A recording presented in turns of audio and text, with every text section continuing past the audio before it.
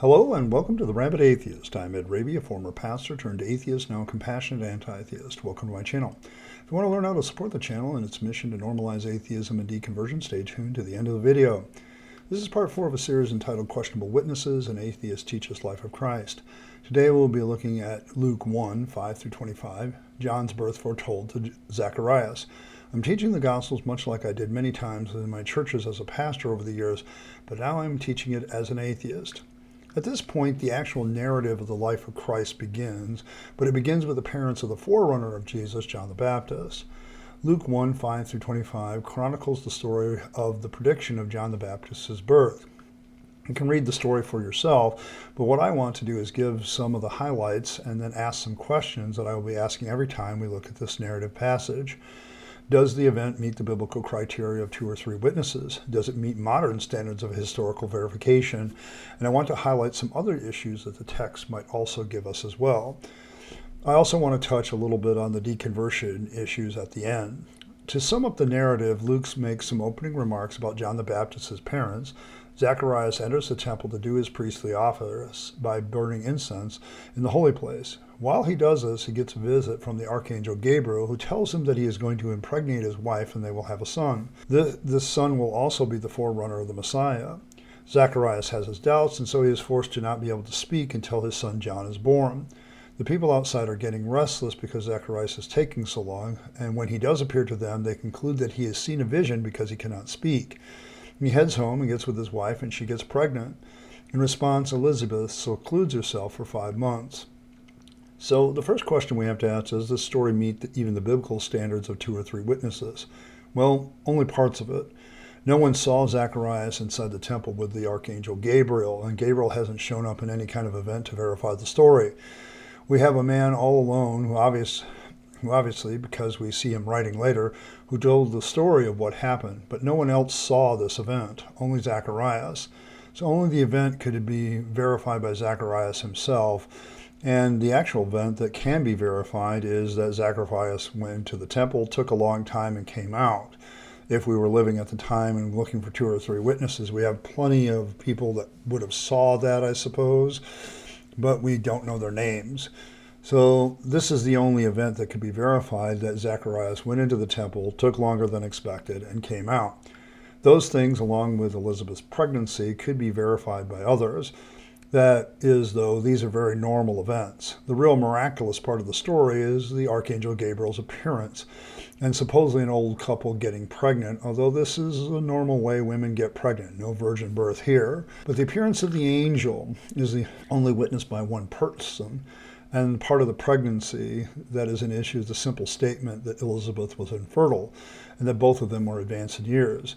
We only have the text word for that.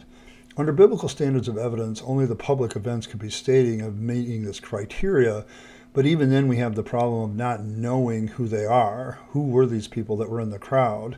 Did any of them bother to sign an affidavit of this is what happened? It's just a very interesting little story that could easily be made up. Under modern scrutiny, the story just doesn't hold up. The writer of the gospel is unknown, and where he got this story from is not stated either. So we're dealing with hearsay right out the gate. The writer himself practically admits early in the gospel that he is not an eyewitness of these events, so we can't use him. Without a name of the person or persons he could have gotten the story from, it just becomes a story with no verification at all historically. We literally have a man by himself, all alone, who later says or writes what he saw. He might as well have said he saw Bigfoot in the temple for all the evidence he provides that it's the Archangel Gabriel. His not being able to speak does not prove anything either, as that can be faked. As for Elizabeth's pregnancy, advanced in years is a pretty vague and general statement, and could be any time past when a woman can get pregnant. But even this can leave the miracle category, as we now have documentation of women as old as 70 giving birth to children. Not a miracle necessarily, but it could have very well been a situation where she had simply a hard time getting pregnant up to that point, and then now all of a sudden she does later in life. We have documented stories of that today, so not really a miracle. But in the end, the real problem is that we see very much like an addition to the story.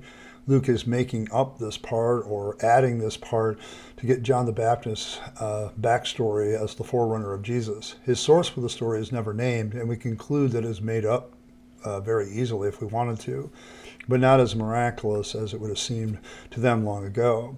In the end, the only supernatural part of it is the appearance of the angel, and we have only one man's word who says he saw it, and that man has not been verified to have existed historically.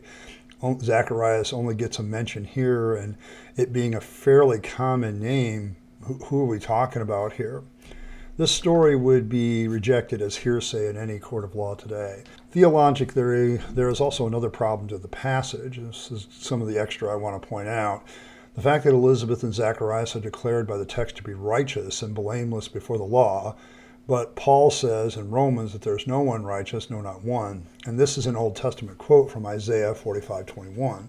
What Luke introduces here is the idea that someone can indeed fulfill the law without Jesus, but also that God, in his assessment of humans, is wrong and that none of them are righteous. Then this makes Paul wrong as well. It is contradictory, theologically speaking. One could argue that Isaiah 45:21 is dealing with the times of Isaiah, but then that is not how Paul uses the passage, as he uses it in a more universal way of all people being sinners. So either God wasn't talking about all of humanity and Paul is wrong in his interpretation, or Luke is wrong in saying that they were righteous and blameless before the law, because both God and Paul testify that this is not possible. The problem has called into question whether the writer of Luke and Paul were close companions, as the theology about humanity and sin apparently differs. From a deconversion standpoint, why do people believe this story is true? I think it goes to human psychology, where if we want something to be true, we tend to lower our standards of evidence so that we can see it as true. We engage our confirmation bias, and this is kind of what happens with the story of Zacharias in the temple. If you already believe that Jesus is the Son of God, that he's born of a virgin and everything else, it's very easy when you're in the state of mind of confirmation bias of just adding on Zacharias seeing angel Gabriel in the temple. But when you look at the story as it stands alone, we only have Zacharias' word that he was there and he saw an angel, but we also don't really have a lot of evidence that Zacharias actually existed other than this passage. We don't get any last names or surnames or any other form of identification other than he was a priest and of the priestly class and had to go do his duty at the temple. But at some point, the reason why we all believe this and why we're deconverting from it now is that we were motivated believers at one point, and this clouded our judgment to ask very simple and important questions, such as, who does the writer say actually saw the event? Does this event have any historical verification or corroboration? We drop our skepticism and get fooled at things because we want to believe. This is a great example of how a text of Scripture can be verified in the mind of a person simply through confirmation bias alone. And that is why I think a lot of people choose to believe it. But in the end, when you really get skeptical about the passage, there's a lot of holes in it. Even from a biblical point of view, it doesn't really meet the standard of 2 or 3 witnesses, everything being established. The Gospels have this problem. And it's why I think a lot of Jews later on may have rejected the Gospels of Jesus Christ and went back to their Judaism, because they're basically saying, you know, we really don't have any verification of a lot of these events, and it doesn't meet our criteria or standards of evidence. Now, that's not saying that 2 or 3 witnesses is a good standard of evidence, because you can definitely get false witnesses, and witnesses do see things differently. And the fact is, eyewitness testimony is very sketchy at best in the first place. And so this is one of those things where we don't really have any verification or corroboration or anything of this story. We only have a story that's been added because it answers a few questions that people may have had after reading the Gospel of Mark for, a couple decades. And so Luke comes along and attempts to answer some of those origin story questions with this story.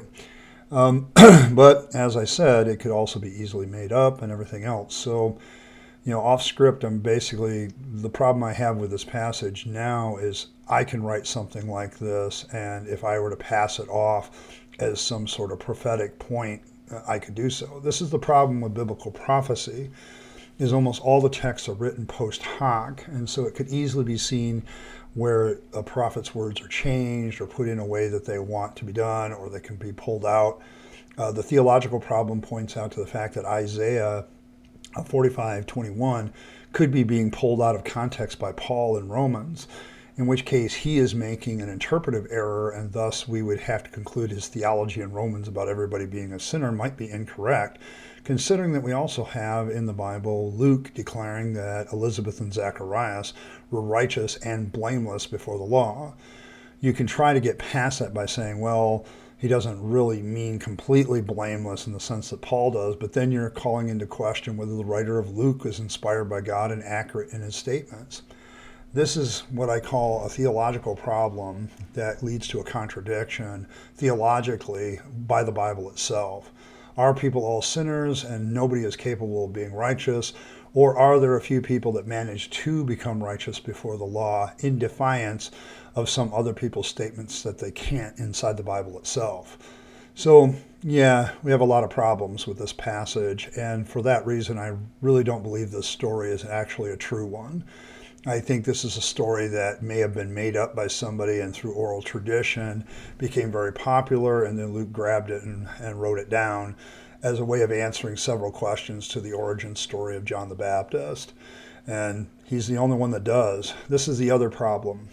This is the only gospel. Luke is the only gospel that relays to us this story, and I have to emphasize that at this point, because he literally provides us the only witness of this story, and the witness itself is flawed. So, yeah, it's not really something I would hang my hat on believing this story anymore. It could very well be made up and may have likely been a part of oral tradition in an attempt to engage in some form of apologetics when people started asking questions about John the Baptist. Well, where did he come from and how do we know he's the forerunner?